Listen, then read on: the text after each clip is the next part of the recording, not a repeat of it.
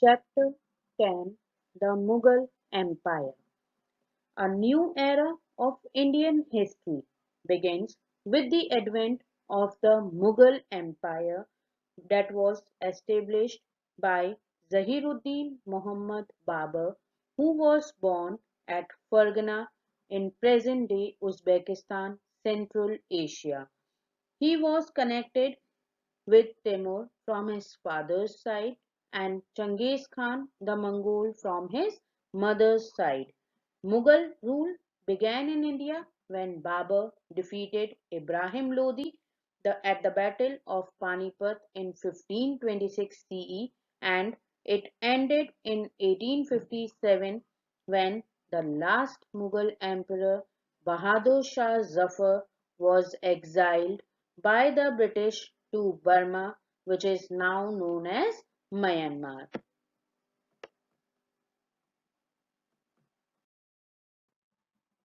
Sources.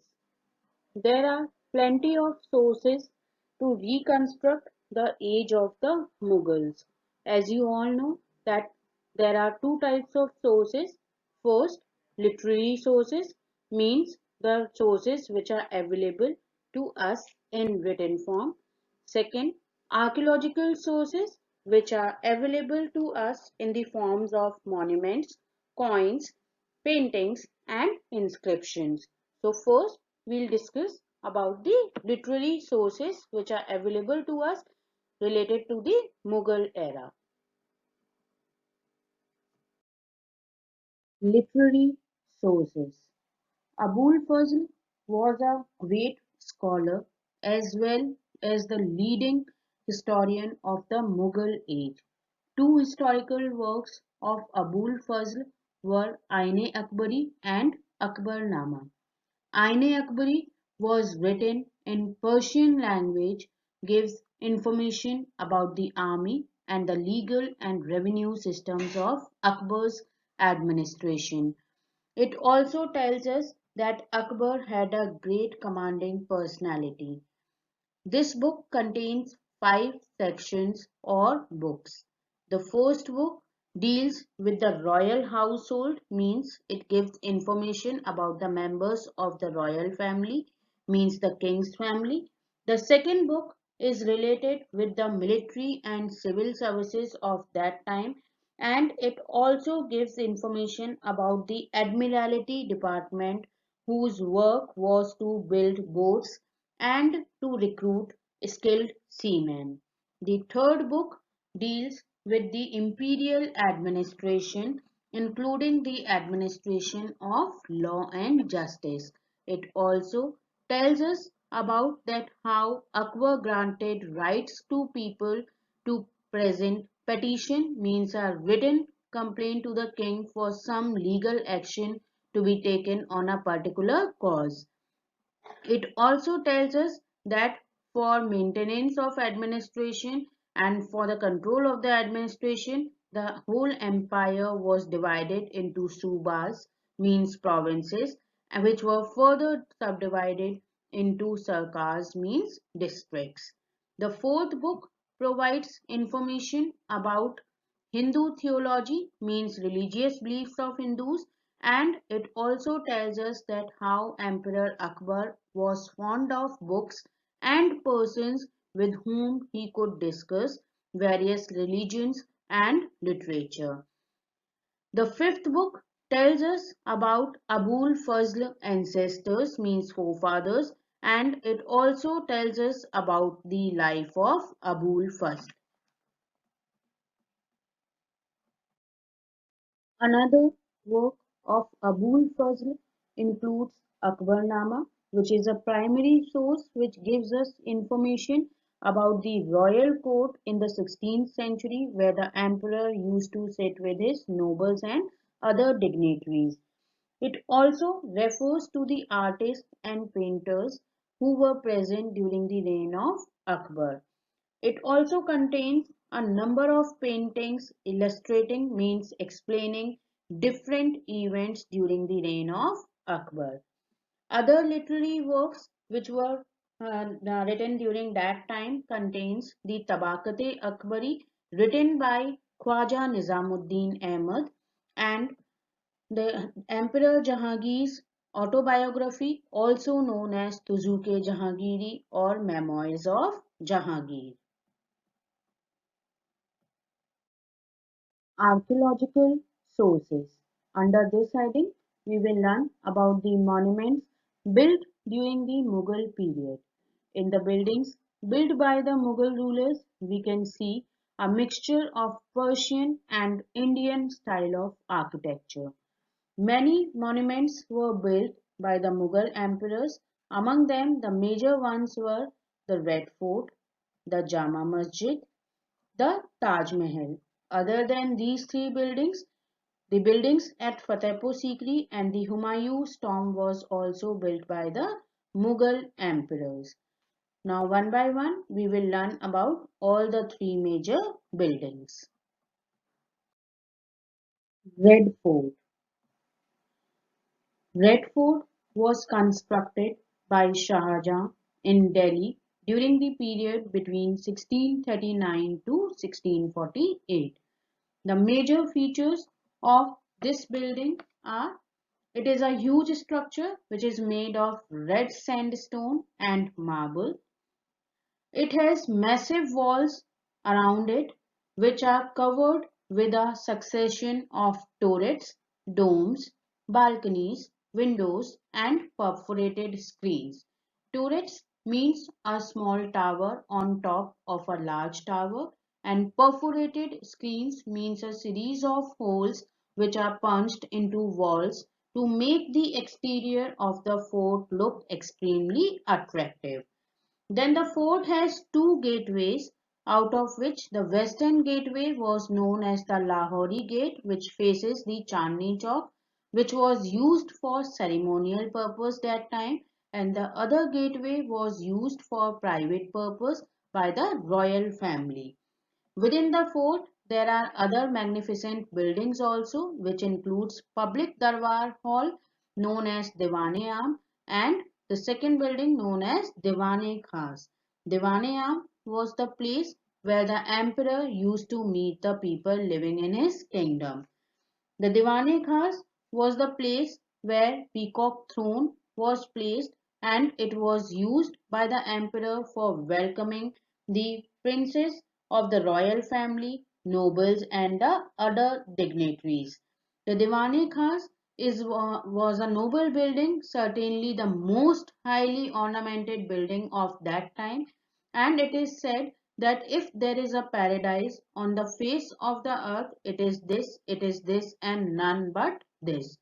Every year on August 15, the Prime Minister of India addresses the nation from its ramparts to commence the Independence Day celebrations.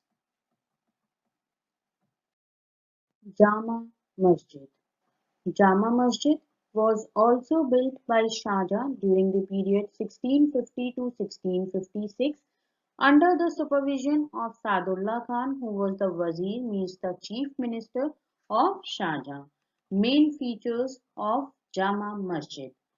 It is built on a lofty basement, means on a high basement which is about 9 meter high and 1170 square meter in area. There are three gateways to the mosque with steps on the southern, the northern and eastern sides. The eastern gateway is the highest and the largest of all, which was used for by the Mughal emperors only, means it was mainly reserved to be used by the Mughal emperors only. The gateways give access to the open courtyard paved with large squares of red sandstone. At its four external corners are placed 12 pillared kiosks. Those are surmounted, means overcome by three marble domes. The central dome is the largest and the highest one. On the northern and southern sides, there are two elegant minarets rising to a height of about 40 meters, and these are further divided into three stages, each having a projected balcony. The face of the prayer hall consists of 11 arches, of which the central arch rises far above the roof level. Taj Mahal. Taj Mahal was also constructed by Shah Jahan at Agra on the banks of the river Yamuna. This grand mausoleum was built in memory of his beloved Queen Mumtaz Mahal and is regarded as one of the wonders of the world. It has rightly been described as a dream in marble designed by fairies and completed by jewelers. Ustad Isa was the architect who designed this monument. Features of Taj Mahal. Among the main features, first, as a monument of love, it is unsurpassed in the world and is made of pure white marble. It stands on a raised platform surmounted by cupolas at each corner. Cupolas means a rounded dome at each corner. With a bulbous dome means a huge dome in the center. There are four smaller domes at the four corners of this monument. And the bulbous dome in the center gives a look of an inverted lotus, means a closed lotus. There are four minarets, those stand at each corner of the terrace. The outer wall and the interior wall means the inner walls are decorated with inlay work and calligraphy. Babur.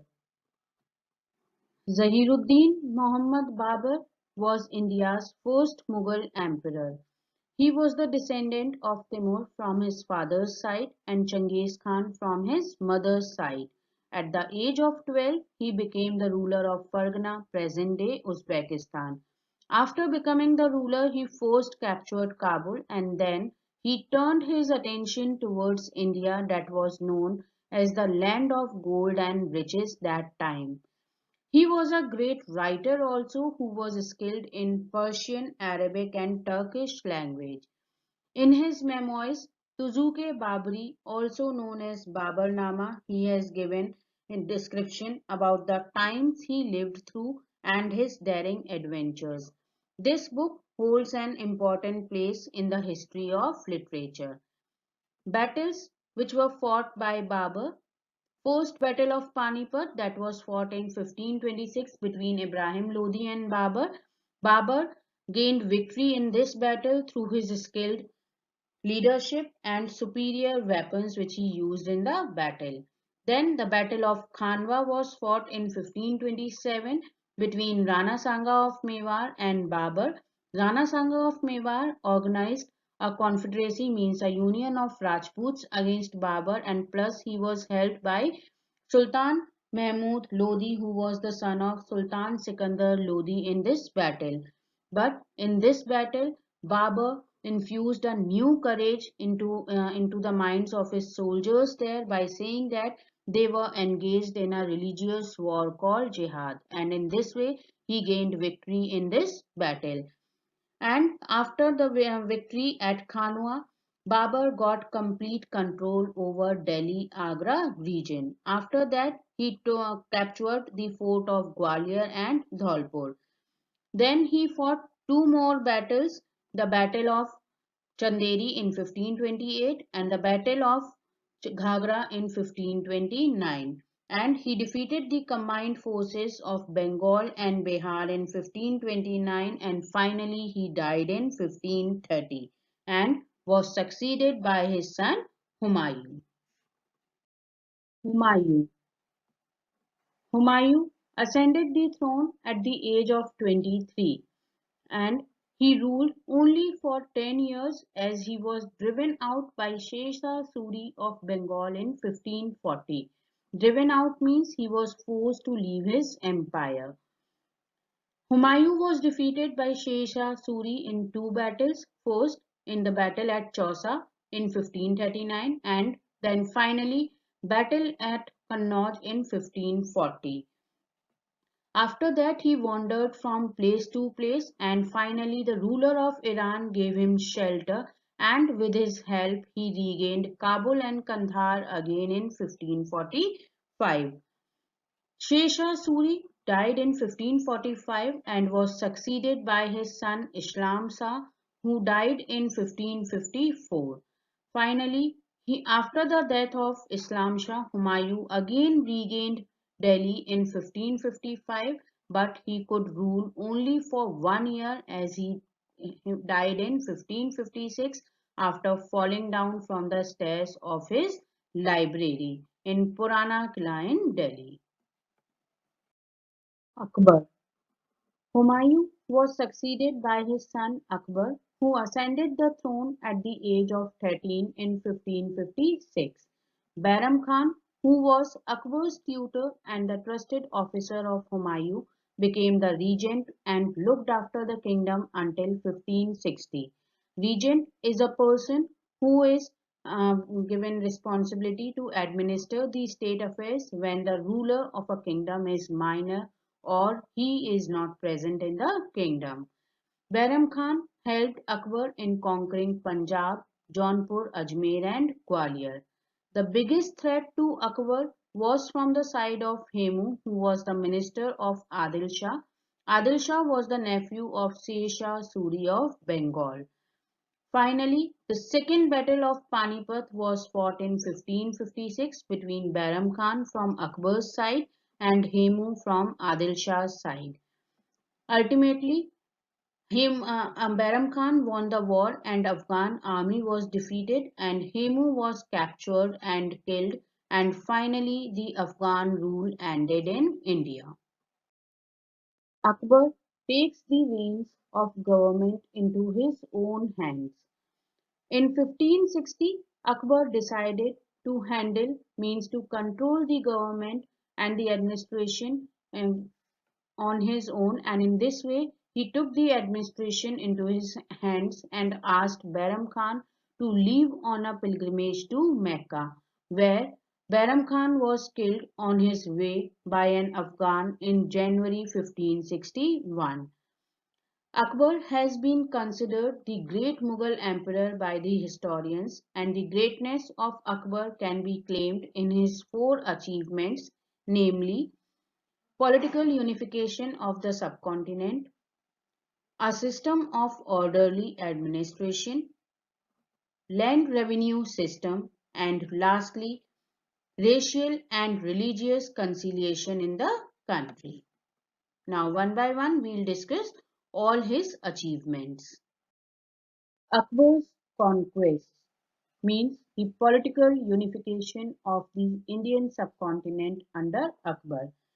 Akbar followed a policy of conquest for the expansion of his empire in India, and some of his important conquests between 1560 and 1576 are: first, he conquered Malwa and Garkatanga, which was a number of Gond and Rajput principalities, means a number of Gond and Rajput kingdoms. Then he conquered the major part of Rajasthan, Gujarat, Bengal and Bihar. After that, he extended his authority over the Deccan by annexing, means by capturing Berar in 1596. Then he gained victory over Ahmednagar in 1597. Khandesh was also included in the Mughal Empire in 1601. His Deccan dominions now included Ahmednagar, Golconda and Bijapur. He established his rule in Assam also in the eastern direction. In the northwest, his empire extended up to Kabul and Kandahar. In this way, most of the Indian subcontinent was under the control of Akbar. Akbar's Mansabdari system. The Mansabdari system was the administrative system introduced by Akbar in Mughal Empire during 1571. The word Mansab is of Arabic origin meaning rank or position. Hence, Mansabdari was a system of ranking the government officials and to determine their civil and military duties along with their remunerations, means salaries. Akbar created an imperial service based on merit and graded it according to military rank, and this system came to be known as the Mansabdari system. The lowest rank in this system was of 10 and the highest rank was 5,000, which was given to the nobles. Princes were given the highest rank of 7,000. Mansabdars were directly appointed by the emperor and they were paid in cash, not in the form of land grants. The Mansabdar had to maintain a required quota of horses, elephants, mules and carts out of his salary. Means the salary which was given to the Mansabdar, in that salary he has to maintain this amount, a certain amount of horses, elephants, mules and carts which were used by the emperor during the time of wars and other things. Then the Mansabdars, they acted both as civil military commanders and civil administrators, and their status was not hereditary. Means once a Mansabdar died, his son could not become the next Mansabdar. Akbar's land revenue system. Land revenue reforms were introduced in 1580 when Todermal became the Diwan-e Ashraf, means the head of the revenue department. Todermal devised a new system known as Dashala system. In the word Dashala, Dha means 10. This system was based on the survey and measurement of land. Then the classification of land was done according to its productive capacity. Fixation of rates means revenues were fixed, which were payable in cash or kind by the cultivators. The average produce and the average price was calculated for last 10 years to fix the revenues paid to be paid by the cultivators. Out of the total produce, one third was fixed as the king's share.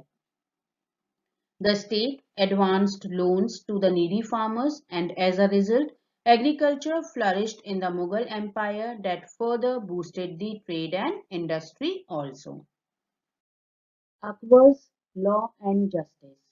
Akbar believed in the speedy administration of justice and therefore he regarded it as an important duty. The chief Qazi was the foremost judicial official and he used to nominate Qazis for the provinces. The bigger towns had their own Qazis and the villagers they used to settle their disputes through the panchayat system. Emperor's court was the final court of justice. Then comes Akbar's racial and religious pacification policy. Akbar, he tried to bring about racial and religious unification in his kingdom, and for this, first he abolished the jizya tax, means the poll tax which was paid by all the non-Muslims in his kingdom. Then he opened state services for the Hindus and Hindu writers and artists were patronized by him. Then he had matrimonial alliances with the Rajput families of that time. In 1580, he started a new cult, means a new religion called Deen-e-Ilahi, which was based on the belief that there is only one God and required its member to accept virtues such as courage, chastity and justice. But this cult could not have many followers as it was never imposed on the people, means the people were not forced to follow this religion. Jahangir. Salim, who was one of the sons of Akbar, ascended the throne in 1605 without any difficulty as all his younger brothers died during the reign of Akbar. And after becoming the emperor, he assumed the title of Jahangir, meaning holder of the world. He promulgated, means introduced, 12 new rules, among which the major ones were to make arrangements for the safety of highways and abolition of cesses, means to put an end on some kinds of taxes there. Then he prohibited sale of intoxicating drinks, means he put an end on the sale of intoxicating drinks, and no property can be seized or captured forcefully, And he put an end on the slaughter of animals, means killing of animals, especially cows, on some certain days. He married Mehrunissa in 1611 and renamed her first as Noor Mahal and then as Noor Jahan, meaning light of the world. She wanted her son-in-law Prince Shahryar to be the next emperor after Jahangir. Then in 1615 Jahangir put an end to the conflict with Mewar that had continued for nearly 4 decades from the reign of Akbar onwards. In 1616, Prince Khurram, who was the third son of Jahangir, he conquered Ahmednagar fort, which was lost to the Mughals in 1610, and for conquering Ahmednagar fort, he was given the title of Shahjahan, means King of the World, who later on became the next successor after Jahangir. Shah Jahan. Shah Jahan ascended the throne in 1628 at Agra. He modeled the imperial court, means he brought about some changes in the imperial court and added the exquisite peacock throne and the Kohinoor diamond to its magnificence. But in 1657, Shah Jahan fell seriously ill and a war of succession broke out among his 4 sons, namely Dara, who was the higher designate or higher apparent, means who was at the first position to become the next successor. Then Suja, who was the governor of Bengal, Odisha and Bihar. Then his third son Aurangzeb, who was the governor of the Deccan provinces, and his fourth son Murad, who was governor of Gujarat and Multan. Then Suja began to march towards Agra, where he was defeated by Dara. Then Dara was defeated by the combined forces of Aurangzeb and Murad.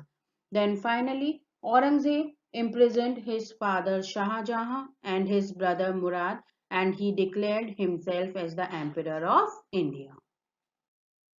Aurangzeb. Aurangzeb ruled for almost 50 years and his empire extended from Kashmir in the north to river Kaveri in the south and from Kabul in the west to Chittagong in the east. In this way, the most of the whole of the Indian subcontinent was under the control of Aurangzeb. Aurangzeb was an orthodox Sunni Muslim. Orthodox means who firmly believes in the theologies of his religion, and the Muslim clergy used to call him Zinda Pir, which means a living saint.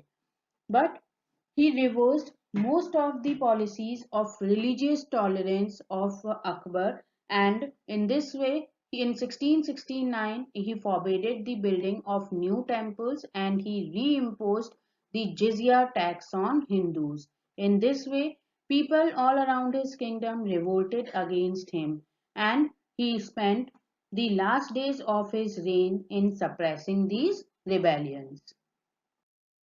In 1669, the Jats of Mathura under Gokula, the Zamindar of Tilpat, revolted against Aurangzeb, and in 1672 the Satnamis also revolted against him. Aurangzeb's relations with the Sikhs were also not good, as his religious policy created discontent among the Sikhs also, and Guru Tegh Bahadur was captured and beheaded for not accepting Islam. Then the Mughal army attacked at the fort of Anandpur in 1704 and where Guru Gobind Singh fought heroically and survived, and he defeated the Mughal army in many battles. But his 2 sons Zorawar Singh and Fateh Singh, however, were captured and bricked up alive for not accepting Islam. Then Aurangzeb's relation with Rajputs also became sour as he did not allow Jaswant Singh's son to inherit the throne of Marwar in 1678 after his death. As a result, the Rajput rulers of Marwar and Mewar they joined hands to fight against Aurangzeb. Later on, Aurangzeb tried to patch up with the quarrels with the Rajputs there. Then Aurangzeb's greatest challenge was from the sides of the Marathas under Shivaji, who were becoming powerful day by day. and Shivaji captured important forts like Torna, Chakan and Purandar. In 1674, he was crowned as an independent king and he was given the title of Chhatrapati and Devraj. He took a pledge to protect the Brahmins and cows and to protect the Dharma. He died in 1680.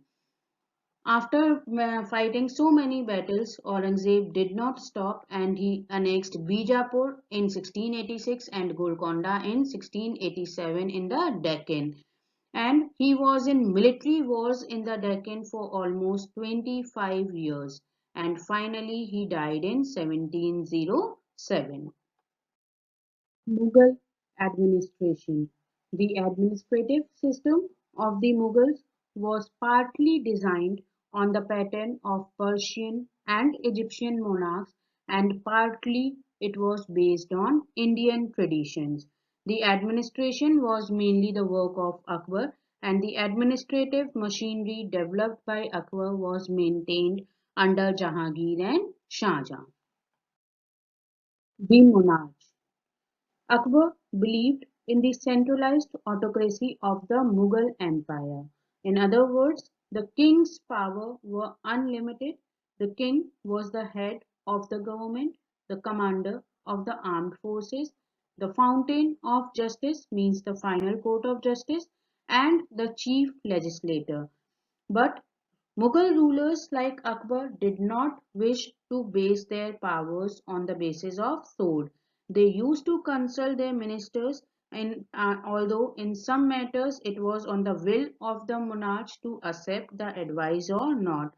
They were also felt bound to obey the religious scriptures as well as Indian traditions to rule firmly. But Aurangzeb lacked the qualities needed for a successful ruler of India. Now, some other positions held by the chief officers of the states. The highest position below the emperor was held by the wazir, but the exchequer means the finance department was in the hands of the diwan. The other important positions were the military pay and accounts office that was held by Mir Bakshi, the imperial household department held by Khane Saman, the judiciary was under the chief qazi. The other officers were Darogai Topkhana, who was the head of the artillery, means the weapons department, the Daroga of the Mint, and Mir Urs, who was the officer in charge of petitions which were seeking favor of the monarch. Mansabdari system. Akbar created an imperial service based on merit and graded it according to military rank, and this system was called as Mansabdari system. The lowest rank was 10 and the highest rank was 5,000 for nobles. The rank for the princes highest were ranging from 7,000 to 10,000. The Mansabdars were directly appointed by the emperor and were paid in cash, not in land grants. Mansabdars had to maintain out of his salary a required quota of horses, elephants, mules and carts. The Mansabdar acted both as military commanders and civil administrators and their status was not hereditary.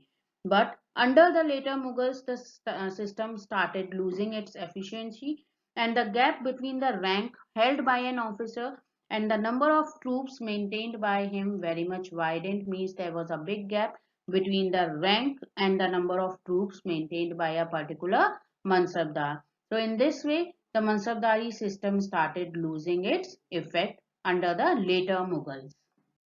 Land revenue system. Land revenue reforms were introduced in 1580 when Todermal became the Diwan-e-Ashraf.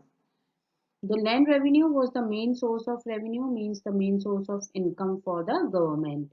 Land revenue was assessed, means decided on the basis of productivity of the soil, means a very fertile soil, high revenues were there. If the soil was less fertile, then lesser amount of revenue was charged. The state share was fixed as one-third of the total land produce. The army and the navy. The army consisted of infantry, means soldiers on foot, cavalry, means soldiers on horses, Artillery means weapons, navy and war elephants. The artillery consisted of two sections, heavy guns and light artillery. Heavy guns were used for assaulting means destroying forts, and navy was used for the suppression of piracy as well as for war. The development of flint guns made infantry more powerful. Then one important factor of the Mughal army was that the army looked like a moving city with a portion of harem. Harem means wives of the nobles and chief officers, attendants, musicians and the soldiers who used to move from place to place during a war. All these things during a war created indiscipline in the Mughal army. Law and justice. The chief Qazi was the principal judicial official. He used to nominate Qazis for the provinces, and the justice was administered means managed by Qazis, Muftis and Mir Adils. The Muftis they used to act as an advocate, and Mir Adil they used to announce the judgment given. Fines were imposed and severe punishment like amputation means cutting off hands or legs were given without any reference to the emperor, but death penalty required emperor's sanction. Emperor's court was the final court of justice. The provinces and smaller units of administration. The Mughal Empire was divided into provinces called subas. In present day term, we can correspond it to states. Akbar divided the whole empire into 12 provinces. Later on, it increased to 20. The important provinces were under the princes of the royal blood. The provincial governor called Subedar or Sipesalar, who was the commander-in-chief, was at the head of the civil and military administration. The subas were further divided into sarkars and parganas, which corresponds to the modern-day districts or tehsils.